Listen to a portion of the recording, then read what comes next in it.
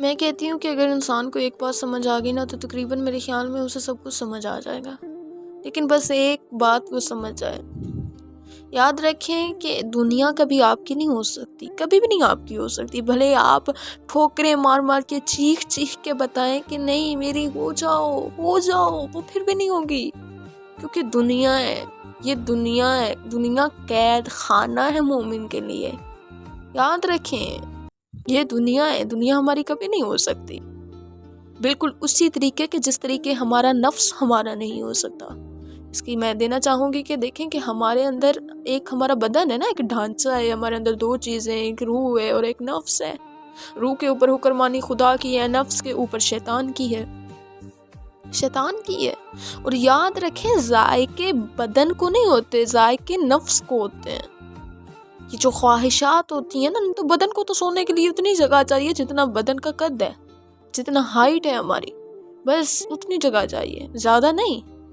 یہ نفس کی خواہشات ہوتی ہیں، فلانا گھر لے، فلانا گھر لیا، اس سے بھی بڑا۔ بدن نے اپنے آپ کو تھکا کے وہ گھر لیا، اس سے بھی بڑا۔ نفس کبھی راضی نہیں ہوتا، بھلے اسے کوئی اللہ سے بھی اللہ گھر لے دو نا بڑا سارا، اس میں بھی جا کے راضی ہو جائے گا، وہ پھر بھی راضی نہیں ہوگا نفس، نہیں اس سے بھی بڑا ہونا چاہیے، اس سے بھی بڑا ہونا چاہیے۔ جب بدن تھک جاتا ہے، کسی قابل نہیں رہتا، پھر انسان کی ہو جاتی ہے کل نفس ذائقۃ الموت۔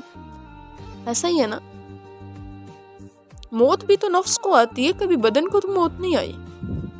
خدا نے قرآن میں کہا ہے کل نفس ذائقۃ الموت، ہر نفس کو موت کا ذائقہ چکھنا ہے، تو بس نفس چکھ لیتا ہے، پھر بدن گھر میں پڑا ہوتا ہے اور اولاد ہاتھ لگانے کو تیار نہیں ہوتی۔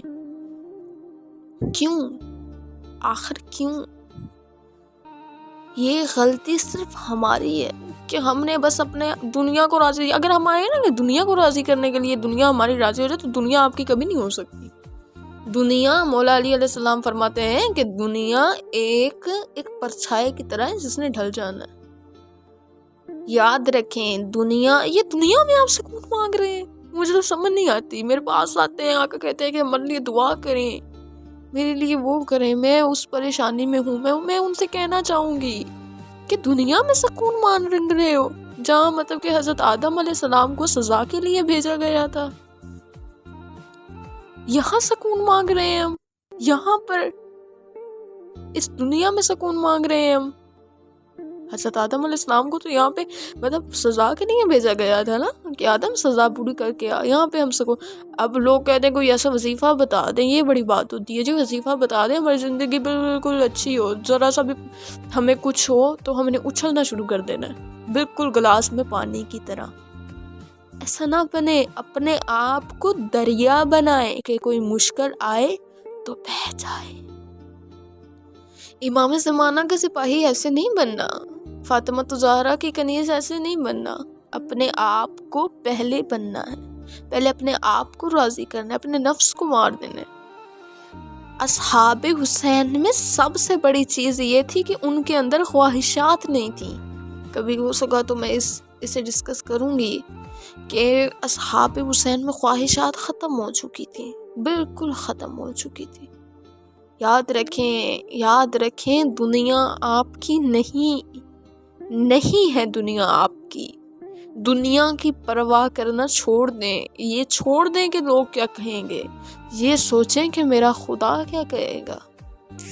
ہاں میرا خدا کیا کہے گا، ادھر کوئی ہمارے گھر میں آ جائے، کوئی سامنے سے آ جائے اور آواز دے کے کہے آ جاؤ میری بات سنو، اور ہم نہ جائیں، تھوڑی دیر بعد ہمیں خود ہی احساس ہوگا اس نے بلایا تھا، اب اگلی بار پوچھے گا کہ کیوں نہیں آئے، ہم نہیں گئے، ہمیں کتنا دکھ ہوتا ہے، اور ہمیں شرم سے ڈوب کے مر جانا چاہیے کہ ہمارا خدا ہمیں 5 وقت بلاتا ہے اور ہم نہیں جاتے۔ وہ کہتا ہے حی علی الصلاۃ، حی علی الفلاح، ہم نہیں جاتے، بالکل نہیں ہم جاتے۔ کسی کے گھر روز جانے سے نا عزت کم ہوتی ہے، لیکن واحد خدا کا گھر ہے جس سے روز جانے سے عزت بڑھ جاتی ہے، ہاں بڑھ جاتی ہے، یاد رکھیں بڑھ جاتی ہے، کبھی عزت کم نہیں ہوتی اس پروردگار کے سامنے۔